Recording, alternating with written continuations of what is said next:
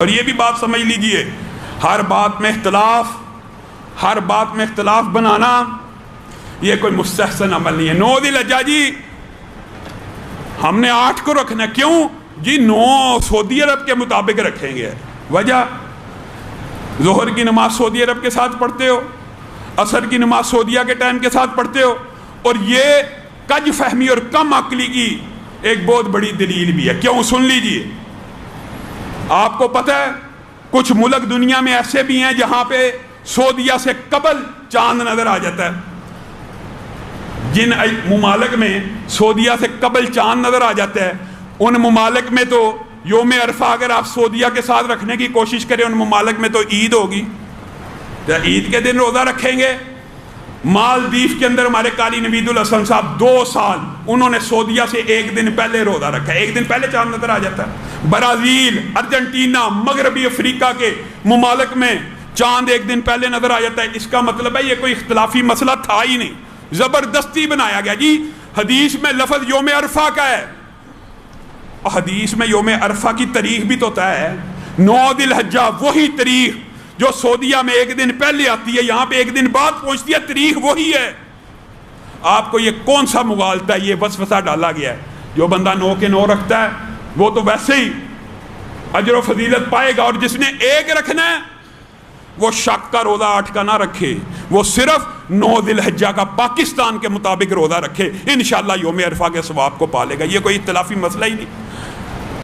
نحمدہ ونصلی علی رسولہ الکریم، اما بعد فاعوذ باللہ من الشیطان الرجیم، بسم اللہ الرحمن الرحیم۔ 9 ذی الحجہ یوم عرفہ، اس دن کو روزہ رکھنے کی فضیلت احادیث میں بہت زیادہ آئی ہے۔ چنانچہ ایک حدیث میں رسول اللہ صلی اللہ علیہ وسلم کے صحابی حضرت ابو قتادہ رضی اللہ عنہ فرماتے ہیں کہ نبی کریم صلی اللہ علیہ وسلم نے فرمایا، صیام یوم عرفہ انی احتسب علی اللہ ان یکفر السنۃ التی قبل والسنۃ التی بعد، کہ جو یوم عرفہ یعنی 9 ذی الحجہ کا روزہ رکھے گا، مجھے اللہ کی ذات سے امید ہے کہ اللہ تعالیٰ اس کے پچھلے سال کے بھی گناہ معاف کرے گا اور اس سے اگلے سال کے بھی گناہ معاف کر دے گا۔ اس حدیث میں بہت زبردست قسم کی فضیلت آئی ہے، پچھلے سال کے بھی گناہ معاف، اور اگلے سال پتہ نہیں انسان زندہ رہے گا نہیں رہے گا، اس سال کے بھی گناہ معاف ہو جاتے ہیں، اس طرح اس حدیث میں آیا ہے۔ پھر اس میں ایک مین مسئلہ یہ ہے کہ 9 ذی الحجہ کا روزہ رکھنا یہ کس ملک کے اعتبار سے ہوگا، پاکستان یا سعودی عرب کے لحاظ سے کس طرح ہوگا؟ تو اس کو سمجھنے سے پہلے یہ بات جاننا بہت ضروری ہے کہ دیکھو، شریعت نے اس دنیا میں جتنا بھی نظام ہے نا اسلام کا، چاہے وہ حج کا ہو یا رمضان کا ہو یا اس کے علاوہ عدت وغیرہ کا ہو، ساری چیزوں کا دار و مدار وہ چاند کے حساب سے رکھا ہے، سورج کے حساب سے نہیں رکھا۔ سورج میں منزلیں آگے پیچھے ہو سکتی ہے، 28 سے 29 سے 30 ہے، لیکن شریعت اسلامیہ میں چاند پر نظام رکھا ہے، اس لیے وہ 29 اور 30 اس سے زیادہ نہیں ہو سکتا۔ لیکن یہ بات بھی دنیا کے مشاہدے سے خالی نہیں ہے، پوری دنیا کو پتہ ہے کہ ساری دنیا کا نظام ایک ہی وقت میں ایک ہی ترتیب پہ نہیں چل رہا ہے۔ پاکستان کے حساب سے اس کا الگ ہے، سعودی کے حساب سے الگ ہے، اور ہر ملک کا اپنا حساب ہے۔ اب دیکھیں سعودی عرب ہم سے تقریباً 2 گھنٹے فاصلہ ہے ہمارا اور ان کا، اس لیے ہمارے نماز کا وقت ان کے نماز کے وقت کے حساب سے نہیں ہے۔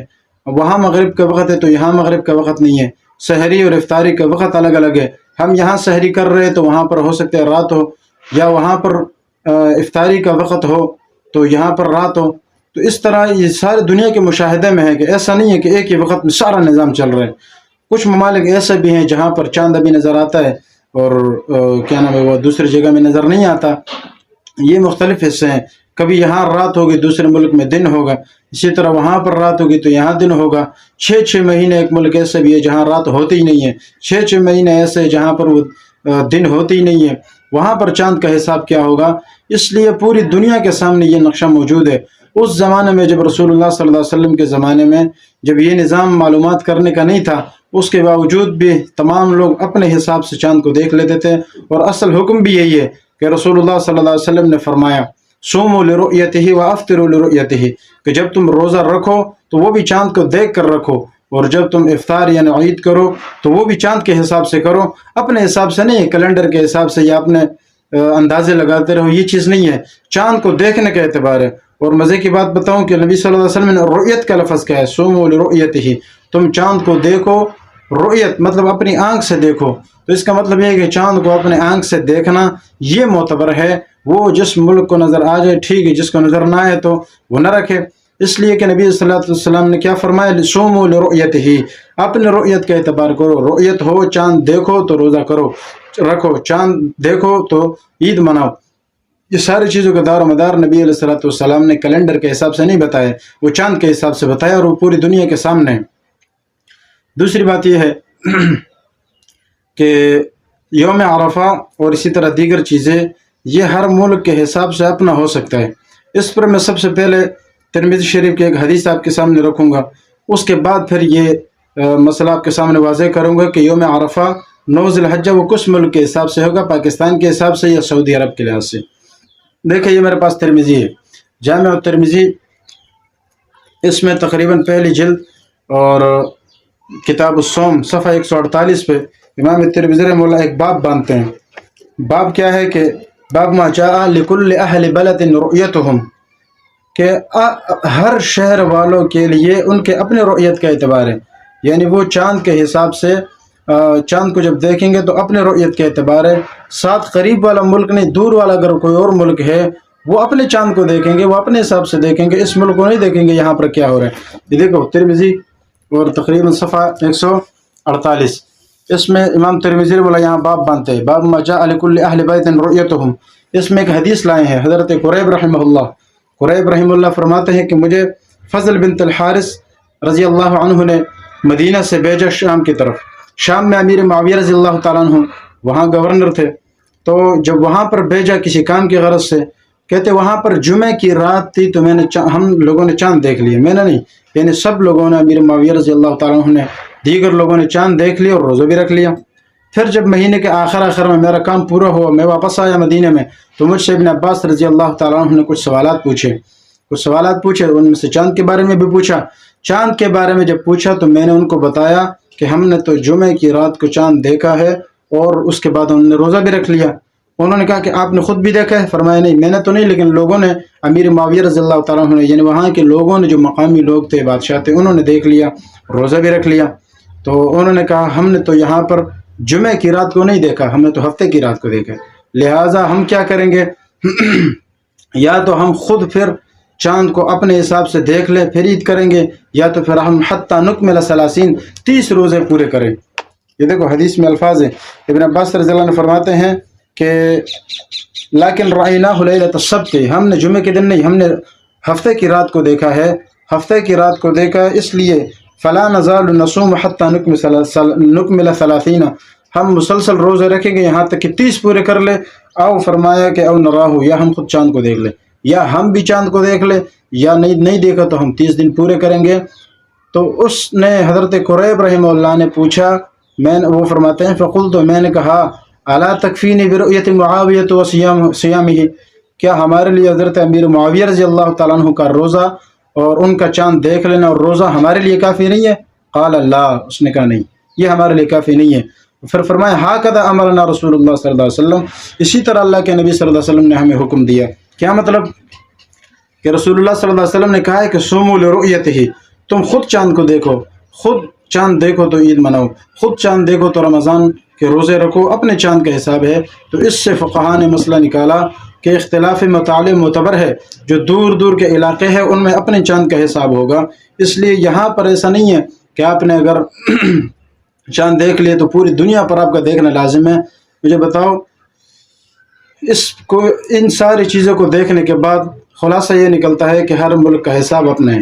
پاکستان کے حساب سے اگر ایک دن یوم عرفہ وہ بعد میں آ رہا ہے، سعودی عرب میں پہلے آ رہا ہے، وہ اپنے حساب سے دیکھیں گے، ہم اپنے حساب سے دیکھیں گے۔ اس کی ایک وجہ تو یہ ہے۔ دوسری وجہ یہ ہے کچھ ممالک ایسے بھی ہیں کہ جہاں پر چاند وہ سعودی عرب سے بھی ایک دن پہلے نظر آتا ہے، جیسے انٹارکٹینا ایک ملک ہے مغربی افریقہ، وہاں پر مالدیپ میں، اور اسی طرح اور بھی بہت سارے ممالک ہیں، برازیل میں، ان علاقوں میں جو مسلمان رہتے ہیں آپ ان سے پوچھے، یا انہوں نے خود مشاہدے میں جو لایا ہے انہوں نے بتایا بھی ہے کہ وہاں پر انہوں نے کتنے سال ایسے خود دیکھا ہے کہ وہ ایک دن سعودی عرب سے بھی ایک دن پہلے جو روزہ رکھتے ہیں، ان کا ایک دن پہلے ہوتا ہے۔ اب جہاں اگر ایک آدمی 9 ذی الحجہ اسی حساب سے دیکھے تو بتاؤ وہاں پر اگر ادھر عید کی دن، ادھر تو عید کا دن ہے دوسرے ممالک میں، سعودی عرب میں آپ روزہ رکھ رہے ہیں تو آپ نے بھی شیطانوں والا کام کیا یا نہیں کیا؟ اس لیے غلط بات ہے جو اس طرح یہ کہتے ہیں کہ وہاں پر ایک ہی چاند ہوتا ہے، ایک ہی نظام ہوتا ہے، انگریزی نظام ہے. ایسا نہیں ہے. حقیقت کی آنکھیں کھولے اور آپ کو پتہ لگے کہ کیا چیز ہے. اختلاف ہر جگہ معتبر نہیں ہے.